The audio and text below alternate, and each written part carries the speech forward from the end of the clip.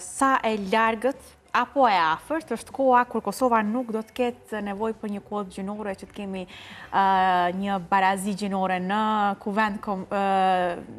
kuvendin e Kosovës ose kuvend komunal ose në fushat e tjera që ka një përparësi pra udhëheqja. Unë e thash që kuotën tashmë është e tejkalume, por nuk guxojna me hjek. Nuk guxojna akoma me hjek. Jo, sepse është garanca.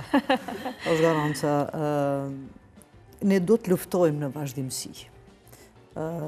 Si gra dhe si shoqëni, në ne që politika tona, përditshmërinë tonë, problemet cilat i hasim në vazhdimsi, t'i shëndrojmë në agenda politike. Dhe kur e shëndrojmë në agenda politike, domosdo ajo agenda politike duhet të zbatohet nga gjithë. A janë burra, a janë gra, nga ata cilë do t'i zbatojnë këto agenda politike, nuk është në interes të amin ta di dhe ta një.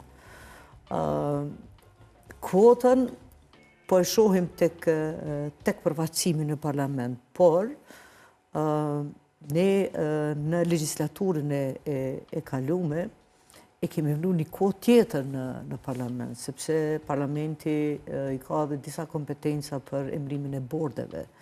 Tek emrimi i bordeve në aty kemi vendosë 50-50. Dhe dhëtë nuk është diçka që nuk jemi duke vendosë, por ajo që ka i mungon në Kosovës në përgjithësi është monitorimi i zbatimit të ligjit, sa i përket ligjit për barazi gjinore. Dhe ligji për barazi gjinore tashmë e ka që në çdo nivel dhe në çdo politik dhe në çdo përfaqësim dhe vendimarrje duhet jemi 50-50. Ne kemi këto synime si shtet, por roli edhe i televizioneve dhe i shoqënisë civile, i gjithë akterëve të tjerë, është të monitoroj, si që monitoron edhe organizata GEP në këtë drejtim, zbatimin e ligjit sa i përket barazisë gjinore. Prandaj, ne kemi tejkalu këto edhe kemi 50-50, por asnjë shtet nuk e ka arrit këto, dhe unë nuk po them që ne duhet të dorëzohemi sepse shtetet tjera nuk e kanë arrit, por me kohë, me ndryshim, me politika, me pjesëmarrje të grave, me pjesëmarrje të burrave, djemve dhe vajzave, me diskutime të hapura, debate, të cilat janë në dobi të këtij përfaqësimi, besoj fuqishëm që edhe do të arrijmë këtë barazi 50-50. Edhe pse ndoshta do të kritikohem edhe nga shumë teleshikues që kur asnjëherë kjo nuk do të ekzistojë, por përpjekjet tona do të jenë çdo herë barazia e plotë në mesin e burrave dhe grave. Besoj fuqishëm që lindim të barabartë. Të drejtat e mia nuk ndryshojnë nga të drejtat e tua dhe të drejtat e grave nuk ndryshojnë nga të drejtat e burrave.